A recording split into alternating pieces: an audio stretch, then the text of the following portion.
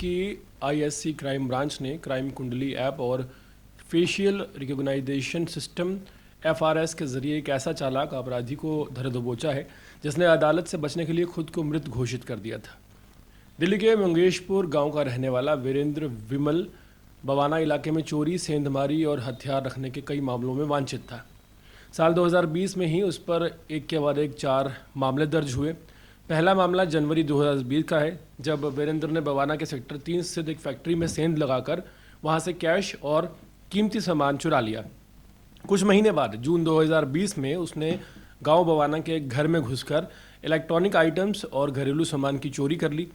इतना ही नहीं, पुलिस ने उसी साल उसे अवैध हथियार और कारतूस के साथ भी गिरफ्तार किया। जांच में यह बात पता चली कि वो चोरी की महिंद्रा KUV 100 गाड़ी भी चलाता था, जिसका इस्तेमाल वो दूसरी चोरियों के लिए करता था। इसके अलावा एक EFIR भी उसके नाम पर आई, जिसमें उसने अपने साथियों के साथ महिंद्रा KUV 100 वाहन चोरी किया था और उसके पास से पहले भी चोरी का सामान मिल चुका था। कुल मिलाकर वीरेंद्र विमल ने बवाना क्षेत्र में चोरी का अपना धंधा इस तरह बना लिया था कि फैक्ट्री, घर या वाहन कोई भी उसकी नज़र से नहीं बचता था।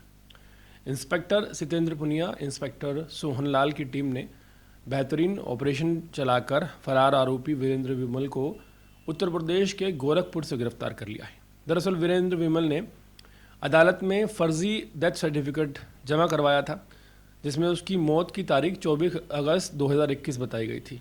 इस चालाकी के चलते अदालत की कार्रवाई समाप्त हो गई थी और वो कानून से बच निकला था, लेकिन क्राइम ब्रांच ने उसकी इस चालाकी को पहचान लिया और महीनों की मेहनत के बाद उसे आखिरकार पकड़ लिया। टीम ने लगातार उसकी डिजिटल ट्रैकिंग, लोकल वेरिफिकेशन और तकनीकी निगरानी के जरिए उसकी लोकेशन का पता लगाया और आखिरकार उसे उत्तर प्रदेश के गोरखपुर से गिरफ्तार कर लिया गया है। आरोपी की पहचान की पुष्टि क्राइम कुंडली ऐप और फेशियल रिकॉग्निशन सिस्टम के जरिए की गई है। उसकी हाल ही की तस्वीरें पुरानी पुलिस रिकॉर्ड में पूरी तरह से मैच कर गई, जिससे साबित हुआ कि अदालत में झूठे दस्तावेज देने वाला शख्स वही है।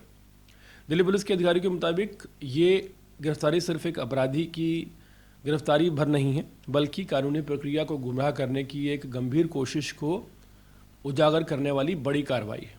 दिल्ली पुलिस के मुताबिक इस गिरफ्तारी के बाद अब अदालत में जो रुकी हुई कार्रवाई थी, जो बंद हो गई थी, वो दोबारा से शुरू हो जाएगी और आरोपी को उसके किए की सज़ा मिलेगी।